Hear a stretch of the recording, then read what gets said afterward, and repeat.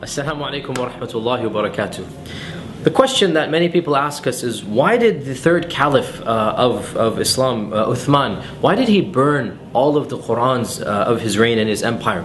And this is viewed as being something sacrilegious, something that shows that there were Qurans that were somehow wrong.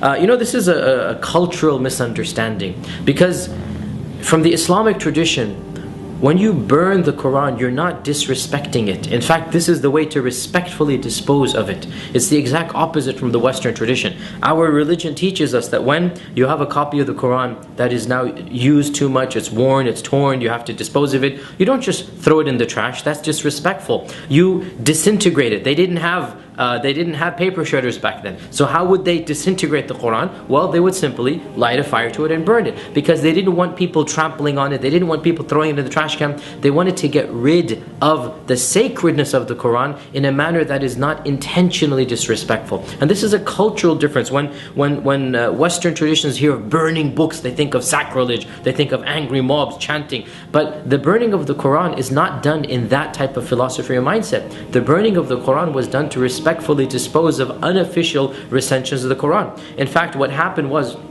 after the death of the Prophet Muhammad, peace be upon him, the Quran was compiled within 2 years after his death. And so the official compilation took place when every single one of the major companions of the Prophet, peace be upon him, were still alive. But this official recension of the Quran was not made obligatory upon the entire caliphate, upon the entire Islamic nation.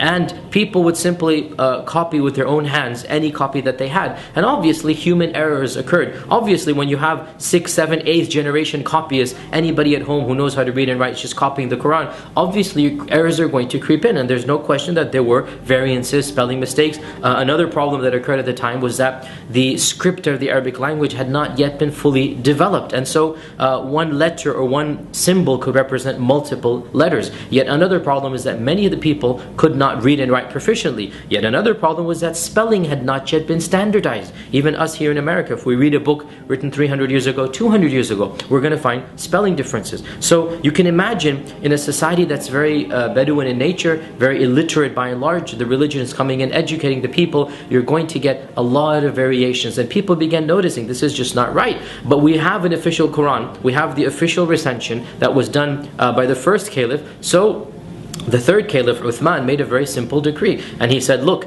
anybody who wants a copy of the Quran has to copy it directly from the master copy. And to facilitate this, Uthman made a number of master copies from the original one. And he sent one master copy to every major city in the Islamic province. And this master copy was kept in the grand mosque of the city. And from then on, anybody who wanted a Quran was free to go to the master copy and copy it directly from the original copy that was in the main mosque of the city. Therefore, when this was done, Uthman then said, anybody who has a private collection, anybody who has his own handwritten Quran that's 7th, 8th, 9th generation away, you need to dispose of it. And how is it disposed of? The way that you dispose of Qurans is you burn them. And so everybody, there was no hue and cry, everybody voluntarily agreed, this is a great idea. Why shouldn't we go directly to the source? Why shouldn't we go directly to the official Quran? And so everybody agreed, and therefore the people's Qurans were compiled by the authorities. They didn't go house to house searching for them. They didn't go confiscating. It was a voluntary move, and everybody agreed because it makes sense. Everybody understood the problem, that you're going to get scribal errors, you're going to get punctuation marks, you're going to get all of these problems unless you go directly to the original. So the Caliph Uthman standardized the copies of the Quran, and therefore from his time up until our time there has never been two copies of the Quran that are different even in one letter or one word. And this is because of the far-sightedness of the Caliph Uthman, and it's something that we're forever grateful for. And really Muslims are very humble and very proud and very grateful to God that they're the only religious group that can with so much authority say that their scriptures really have been preserved authentically as their Prophet intended them to be, in the language of their prophets. Hardly any other religion can say this. Even Judaism and Christianity, they're not really preserved in the language of their prophets.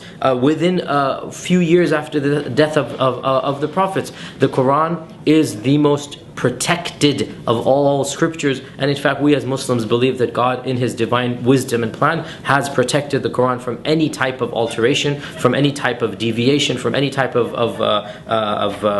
miswriting, because the Quran tells us that God has revealed this Quran and He is going to protect it. And we believe that the Caliph Uthman's actions were actions that are very logical, very reasonable, and they ensured the protection of the actual script of the Quran.